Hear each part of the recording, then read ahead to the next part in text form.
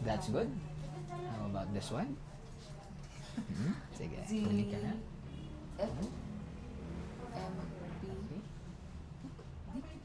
So, medyo may difficulties dito. Sige, so try lang natin ha. Blink ka lang. I'll try to uncover the right eye as well. Pag both eyes open, kumusta yung clarity ng letters na to? Sige, pabasa nga po ulit. Starting from the left side. Z-P-M-B-O-N. Okay. How about with this size of letters? M-E-D-N-X-C.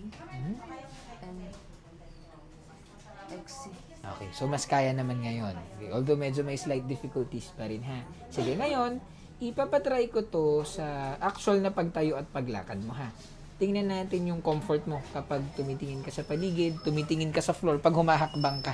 Para ma-check lang natin yung comfort mo pag naka-fit yung glasses mo ha. Sabi, wala na bang baka?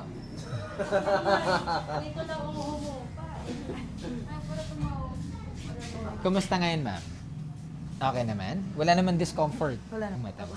Okay, sige. So, ma'am, have a seat dito. Ngayon, since done na tayo sa pag-check ng clarity sa malayo, ipapakita ko naman pagka dating sa targets sa malapit, ha? So, observe ko lang muna to. So, ngayon po, kindly hold this chart sa normal distance kapag hawak mo yung phone, yung papers mo, doon sa normal na distance when you're working sa araw-araw, okay? Sa ganyang kalayo, hanggang saan yung smallest size of letters, yung kaya mong i-focus na hindi mo fino-force. Yung relax lang yung mata mo. So, hanggang dito. Second to the smallest. So, comfortable and clear naman siya. Okay, so that's good. Sige, so kunin lang natin to. Okay, kunin ko lang yung prescription natin. Sige, magpikit ka muna. Okay, sige.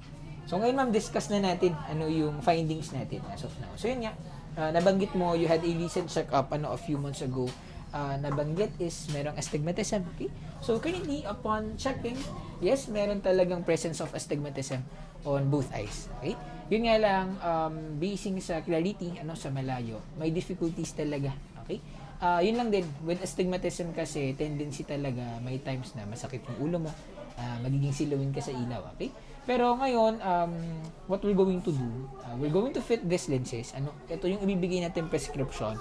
Sa mga unang araw, unang weeks, just in case may discomfort, totally normal.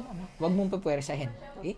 Pag may discomfort ka, try to take breaks muna. Okay? And then another one is yun nga, if you are more onto gadgets or more onto devices, more on papers, anything na malapit, kailangan mo i-control yung oras. Huwag masyadong matagal.